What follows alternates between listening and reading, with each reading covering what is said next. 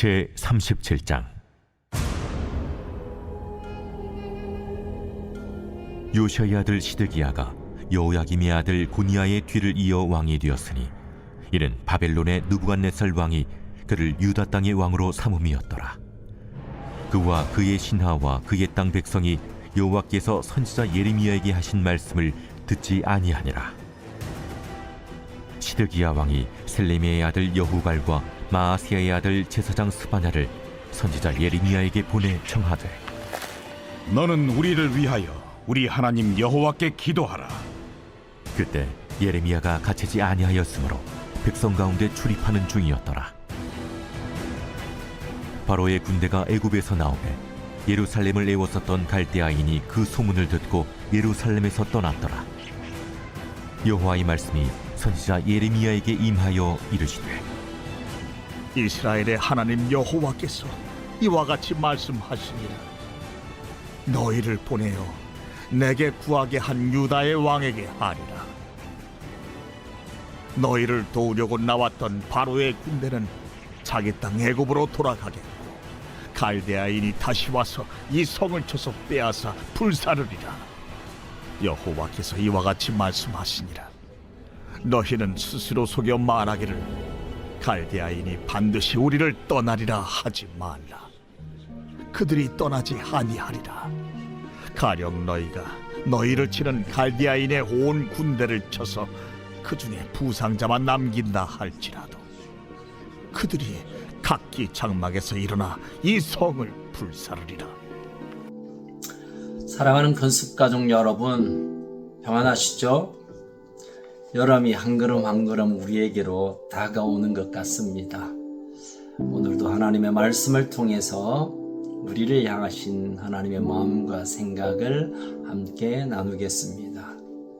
오늘 나눌 말씀은 예레미야 37장 1절에서 10절의 말씀입니다.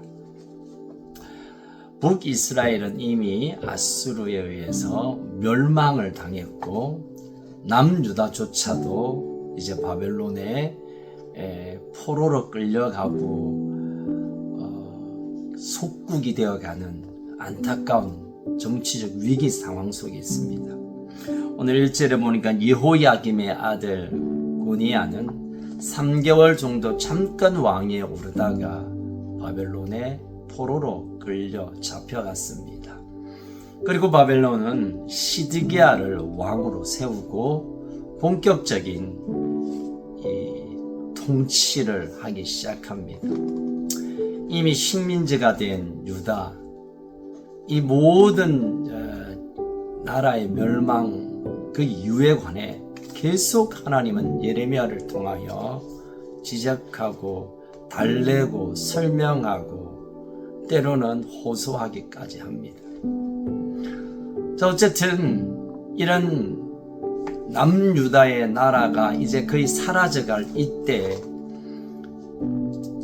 빨리 깨닫고 빨리 돌아서야 할 시드기야와 그의 신하들은 여전히 하나님의 뜻을 외면합니다. 하지만 그들은 하나님을 도구로 잠깐 사용하고 싶은 생각이 있었나 봅니다. 그래서 시드기야는 제사장 스바냐를 통해 예레미야에게 기도를 요청합니다.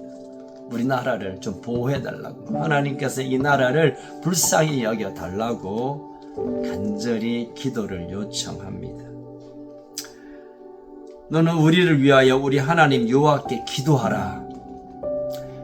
선지자에게 기도를 요청하는 것은 뭐 그리 나쁜 일은 아니고 어쩌면 마지막 방법일 수 있겠지만, 그러나 이 기도조차도 하나님의 마음과 하나님의 뜻과 이미 하나님이 말씀하신 것으로부터 떠나 있다는 것을 오늘 본문은 우리에게 보여주고 있습니다. 자, 하나님께서 의지하지 말라고 했던 애굽의 나라의 운명을 맡겼던 그들, 그런데 잠깐 애굽이 이제 유다로 올라온다는 소문을 듣고 바벨론, 갈대아인 바벨론이 작전상 후퇴하는 걸 보게 됩니다.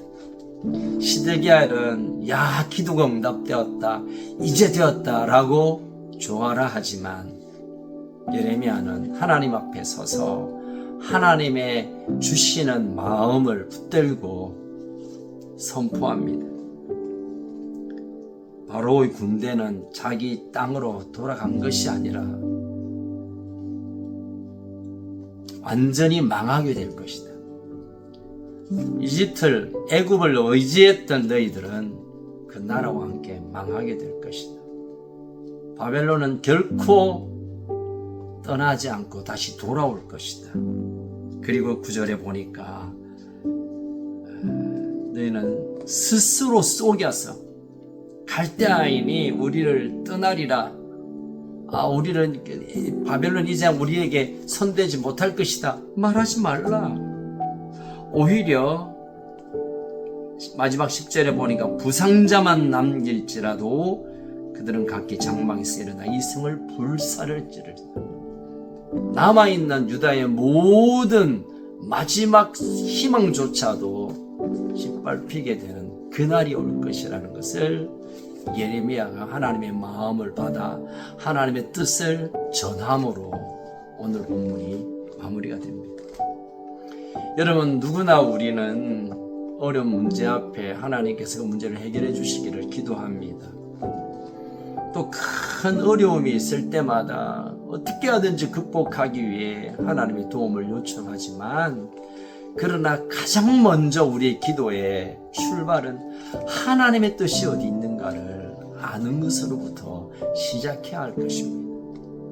지금 내 상황 속에 우리나라 이 민족 가운데 하나님이 원하시는 뜻이 무엇이고 하나님 우리에게 이미 뭐라고 말씀하셨다는 것을 기억하고 그 말씀 앞에 순종하는 것이 먼저입니다.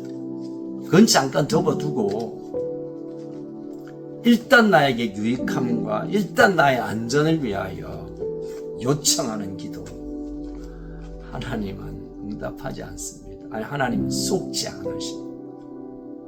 가장 먼저 하나님 앞에 하나님의 뜻을 구하고 하나님이 나에 대한, 우리 상황에 대한, 이 시대를 향한 하나님 마음을 구하는 것으로 우리의 기도가 시작되어야 될 것입니다. 여러분, 시대적으로 보면 참 마음 아픈 일들이 많이 일어나고 있고 어찌할 수 없는 이런 상황들을 볼 때마다 우리의 기도가 힘이 없어질 때가 있습니다. 기도해봐야 무슨 소용이 있겠느냐. 그런데 여러분, 기도는 내가 원하는 것을 얻어내는, 취하는, 이루고야만 하는 것이 목적이 아닙니다. 하나님이 세우신 뜻을 하나님께서 이루시도록, 하나님께서 계획하신 그 모든 것들이 그대로 이루어지도록 우리가 그 하나님의 주권을 인정하고 그렇게 하시기를, 그 뜻이 세워지기를 기대하는 것, 이것이 기도의 중심이고 기도의 모든 것입니다. 오늘 시드기야와 그의 신하들의 실수, 결국은 이 유다조차 마지막 기회임에도 불구하고 그 기회를 놓치고 눈에 보이는 당장의 문제만을 해결하기 위해 기도도 했지만 그러나 별 의미 없는 것으로 끝나는 안타까움을 봅니다. 사랑하는 가족 여러분, 지금 어떤 환경에, 어떤 어려움에, 어떤 기도의 제목을 가지고 있습니까? 먼저 그 제목을 하나님께 올려드리면서 하나님의 뜻대로 하십시오. 십자가 앞에서 예수님의 아름다운 고백처럼, 아버지여, 내 뜻대로 하지 마시고 아버지의 원하신 대로. 이 아름다운 신앙의 고백, 기도의 초점을 우리가 맞출 때 하나님 뜻이 온전히 우리에게 드러나고 그 뜻 앞에 순종하기만 한다면 하나님의 인도하심, 하나님의 함께하심의 기적을 보게 될 것입니다.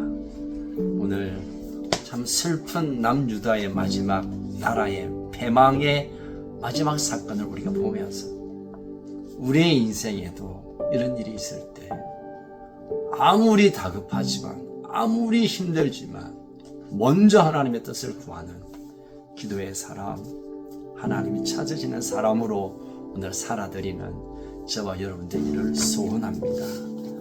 살아계신 하나님 아버지 참 감사합니다.